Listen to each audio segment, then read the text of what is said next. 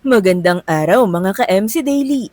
Sa bawat tagumpay na naiuuwi ng isang atletang Pilipino, hindi lamang medalya o tropeyo ang kanilang dala pa uwi. Kasama rin nila ang pag-asa, inspirasyon at pagmamalaking nararamdaman ng milyon-milyong Pilipino sa buong mundo. Mula sa mga batang nagsimula sa kahirapan hanggang sa mga atletang nagsakripisyo ng maraming taon upang maabot ang kanilang mga pangarap, ipinakita nilang walang imposible para sa isang Pilipinong may determinasyon at matatag na puso. Sa video na ito, ating kilalanin ang 10 pinakamahusay na atleta sa Pilipinas, mga pangalang nagbigay ng karangalan sa bansa at nag-iwan ng legasiyang kinikilala hindi lamang dito sa Pilipinas, kundi maging sa pandaigdigang entablado. Simulan na natin ang ating countdown. Number 10, Gabriel Flash Elorde. Bago pa man sumikat ang pangalang Manny Pacquiao, mayroon ng isang Pilipinong kinatatakutan at iginagalang ng buong mundo sa larangan ng boxing. Si Gabriel Flash Elorde. Isinilang noong 1935 sa Bogo, Cebu, hindi naging madali ang kanyang kabataan. Upang makatulong sa pamilya, nagtrabaho siya bilang tagalinis ng sapatos at nagtitinda ng dyaryo. Ngunit sa kabila ng kahirapan, hindi niya binitawan ang pangarap na maging mahusay na boksingero. Sa murang edad, natutunan niyang gamitin ang bilis ng kanyang mga kamay at paa, dahilan upang makilala siya sa bansag na Flash. Noong 1960, nasungkit ni Elorde ang World Super Featherweight Championship matapos talunin si Harold Gomez. Hindi lamang yon isang simpleng panalo. Nagsimula yon ng isa sa pinakamatagumpay na paghahari sa kasaysayan ng boxing. Hawak niya ang record bilang pinakamahabang naghari bilang World Super Featherweight Champion sa loob ng 7 taon at 3 buwan. Sa panahong yon, paulit-ulit niyang ipinagtanggol ang kanyang titulo laban sa ilan sa pinakamahuhusay na boksingero sa mundo, dahilan upang mapasama siya sa International Boxing Hall of Fame at ituring na isa sa pinakamagaling na featherweight at junior lightweight champion sa kasaysayan. Ngunit higit pa sa mga titulo ang iniwan ni Flash Elorde. Siya ang naging inspirasyon ng maraming Pilipinong boksingero na naniwalang posible palang makilala ang isang mahirap na Pilipino sa pandaigdigang entablado. Ang kanyang disiplina, sipag at kababaan loob ang naging pundasyon ng tagumpay niya. Hanggang ngayon, mahigit kalahating siglo matapos ang kanyang paghahari, nananatili siyang isa sa pinakadakilang atleta ng Pilipinas at isa sa mga unang nagbukas ng pinto para sa pandaigdigang tagumpay ng mga Pilipino. Number 9, Lydia De Vega, Track and Field.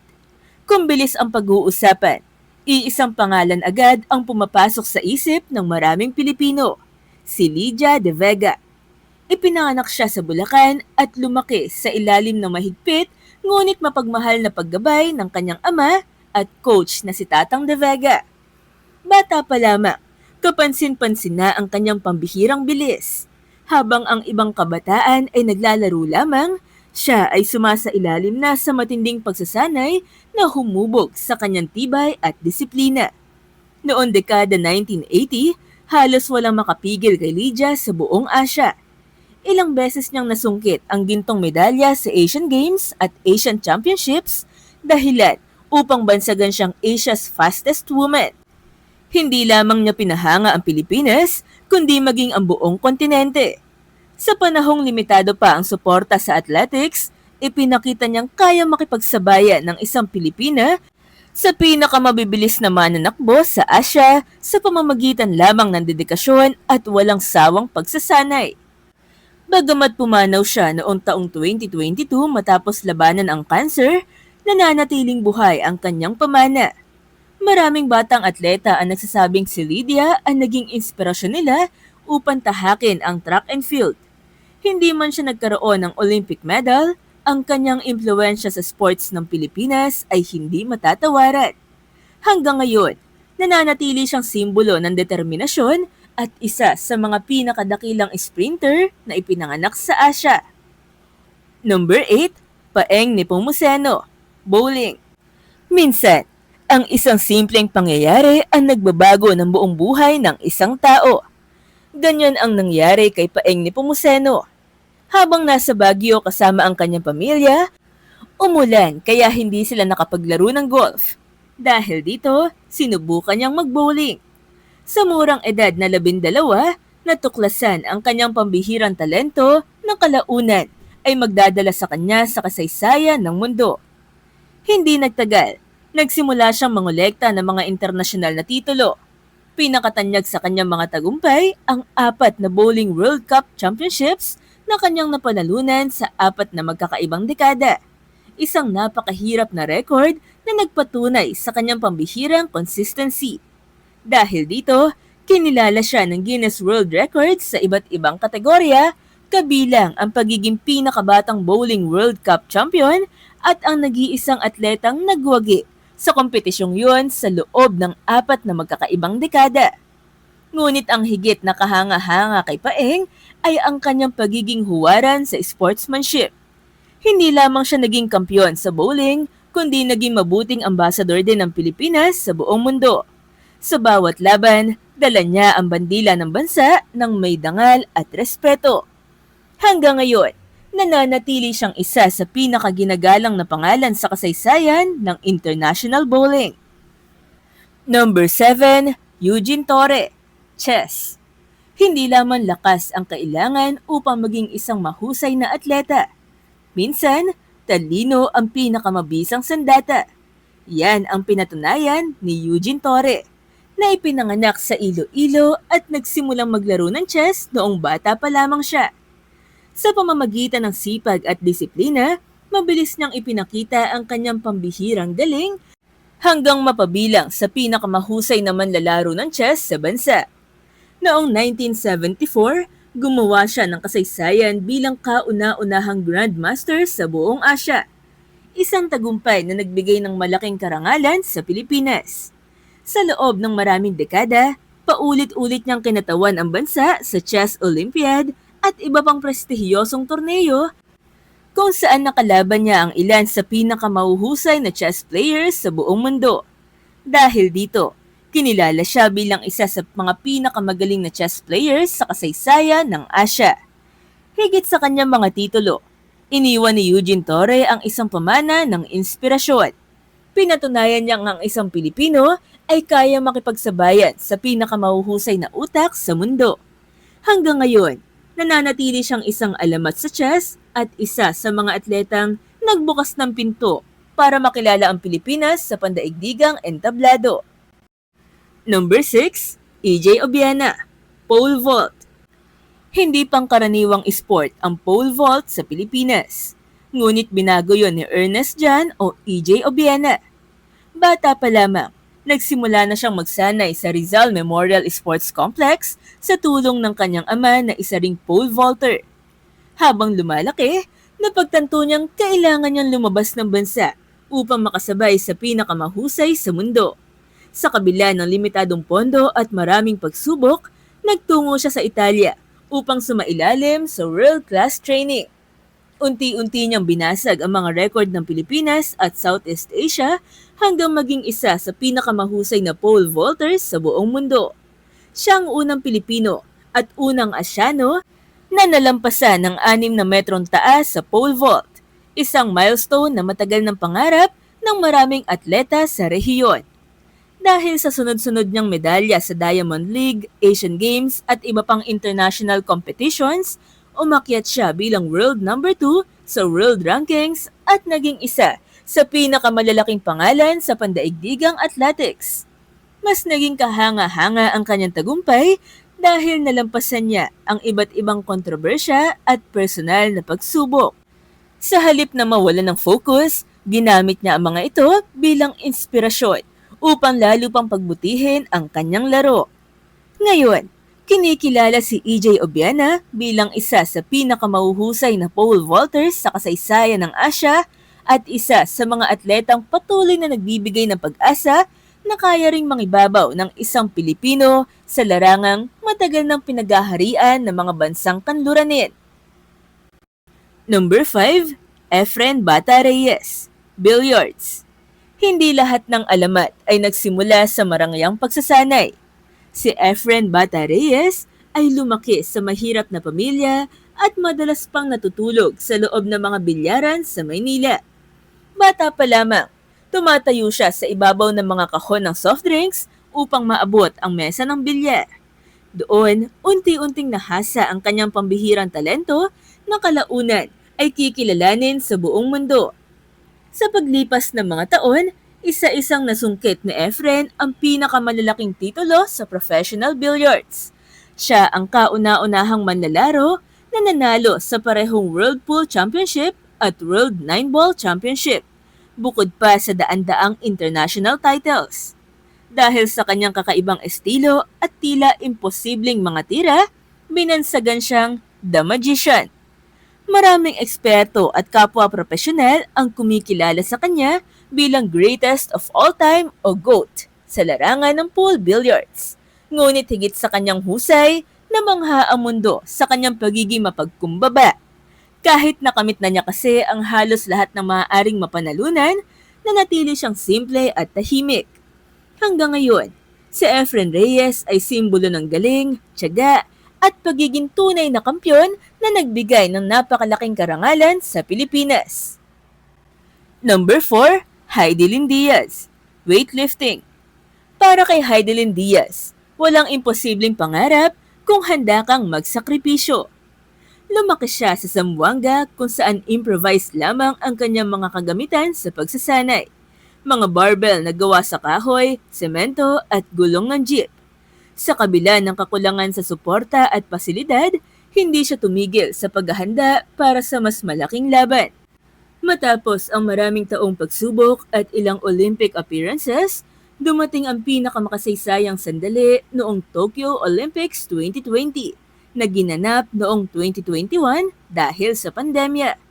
Nasungkit niya ang kauna-unahang Olympic gold medal sa kasaysayan ng Pilipinas na nagtapos sa halos isang siglong paghihintay ng bansa para sa gintong medalya. Ang tagumpay niyang ito ay naging inspirasyon hindi lamang sa mga atleta, kundi sa milyon-milyong Pilipino sa buong mundo. Mula sa simpleng batang nangangarap, naging pambansang bayani si Heidelin Diaz. Pinatunayan niyang hindi hadlang ang kahirapan upang maabot ang tuktok ng tagumpay. Ang kanyang kwento ay nananatiling isa sa pinakamagandang halimbawa ng tiyaga, determinasyon at pagmamahal sa bayan. Number 3, Carlos Yulo, gymnastics. Bilang bata, mahilig lamang magpasirko-sirko si Carlos Yulo sa isang pampublikong palaruan sa Malate, Maynila. Doon napansin ang kanyang pambihirang liksi at potensyal sa gymnastics. Upang mas mapaunlad ang kanyang talento, nagtungo siya sa Japan sa edad na 16 at sumailalim sa mahigpit na pagsasanay na humubog sa kanya bilang isang world-class gymnast. Unti-unti niyang sinakop ang international stage hanggang maging world champion noong 2019. Ngunit ang pinakamalaking tagumpay ay dumating sa Paris Olympics 2024, kung saan nanalo siya ng 2 gintong medalya sa floor exercise at vault. Siya ang kauna-unahang lalaking Pilipino at kauna-unahang atleta mula sa Southeast Asia na nakamit ang 2 Olympic gold medals sa iisang edisyon ng Olympics. Sa pamamagitan ng kanyang sipag at disiplina, binago ni Carlos Yulo ang pananaw ng mundo sa kakayahan ng mga Pilipino sa gymnastics. Ang kanyang mga tagumpay ay nagbigay inspirasyon sa bagong henerasyon ng mga atleta at nagpatunay ng kaya makipagsabayan ng Pilipinas sa pinakamataas na antas ng Olympic sports. Number 2, Alex Ayala. Isa sa pinakamalalaking pangalan ng bagong henerasyon ng atletang Pilipino ay si Alex Ayala. Nagsimula siyang maglaro ng tennis sa edad na 4 at agad ipinakita ang kanyang pambihirang talento. Sa edad na 12, lumipad siyang mag-isa patungong Espanya matapos makakuha ng scholarship sa prestihiyosong Rafa Nadal Academy, kung saan lalo pang nahasa ang kanyang kakayahan laban sa ilan sa pinakamahuhusay na batang manlalaro sa mundo. Noong 2022, isinulat niya ang kasaysayan ng maging kauna-unahang Pilipinong nagwagi ng Junior Grand Slam singles title matapos masungkit ang US Open Girls Singles Crown. Pagpasok niya sa professional tour, lalo pa siya nagpahanga sa mundo matapos makapagtala ng mga panalo laban sa ilan sa pinakamahuhusay na manlalaro, kabilang ang dating world number 1 na si Iga Swiatek. Dahil dito, mabilis siya naging isa sa pinakakilalang pangalan sa international tennis. Habang patuloy pa ring umaangat ang kanyang karera, marami ang naniniwalang mas marami pa siyang makakamit sa mga susunod na taon. Ang kanyang sipag, tapang at dedikasyon ang naging susi upang maabot ang antas na dati ay tila imposibleng marating ng isang Pilipino sa tennis. Dahil dito, isa siya ngayon sa pinakamalalaking inspirasyon ng kabataang Pilipino. Number 1, Manny Pacquiao. Walang ibang atletang Pilipino ang nagdala ng pangalan ng Pilipinas sa buong mundo ng higit kay Manny Pacquiao. Lumaki siya sa matinding kahirapan sa General Santos City at sa murang edad ay lumuwas ng Maynila upang maghanap buhay. Naging construction worker siya, natulog sa loob ng gym at nagtiis ng gutom habang nagsasanay sa boxing. Ngunit sa halip na sumuko, ginawa niyang inspirasyon ang bawat paghihirap upang maabot ang kanyang pangarap. Sa loob ng mahigit 2 dekada, sinakop ni Pacquiao ang mundo ng boxing. Siya ang kauna-unahan at hanggang ngayon ay nag-iisang boksingero sa kasaysayan na naging world champion sa 8 magkakaibang weight divisions. Tinalo niya ang ilan sa pinakamalalaking pangalan sa boxing, kabilang sina Oscar De La Hoya, Miguel Cotto, Ricky Hatton, Marco Antonio Barrera, Eric Morales at Juan Manuel Marquez. Dahil sa kanyang pambihirang bilis, lakas at walang takot na estilo, naging isa siya sa pinakasikat na atleta sa buong mundo at isang siguradong miyembro ng International Boxing Hall of Fame. Ngunit ang pinakamahalagang iniwan ni Manny Pacquiao ay ang inspirasyong ibinigay niya sa milyon-milyong Pilipino. Mula sa isang batang namumulot lamang ng pag-asa sa lansangan, naging isa siyang pandaigdigang icon na nagbigay ng karangalan sa bansa. Hanggang ngayon, nananatili siyang pamantayan ng sipag, determinasyon at katatagan. Kaya naman hindi maikakailang siya ang pinakamahusay at pinakamaimpluwensyang atletang Pilipino sa kasaysayan. Mula kina Gabriel Flash Elorde hanggang kay Manny Pacquiao, napatunayan nating ang tunay na kadakilaan ay hindi lamang nasusukat sa dami ng medalya o kampyonato.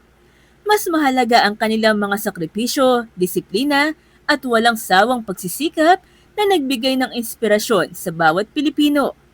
Dahil sa kanila, mas tumibay ang paniniwala ng mundo na ang Pilipinas ay tahanan ng mga atletang kaya makipagsabayan sa pinakamauhusay. Ngayon, nais naming marinig ang inyong opinyon mga ka-MC. Sino sa mga atletang ito ang pinaka-inspiring para sa inyo? May atleta pa bang sa tingin nyo ay karapat dapat mapasama sa listahang ito? At kung gagawa tayo ng part 2, sino-sino pa ang gusto nyong maisama? Ibahagi nyo naman po ang inyong sagot sa comment section. Huwag nyo rin po sanang kalimutan mag-like, i-share ang video at mag-subscribe para sa marami pang kahanga-hangang kwento tungkol sa Pilipinas. Maraming salamat po sa panonood mga ka-MC. Hanggang sa muli, see ya!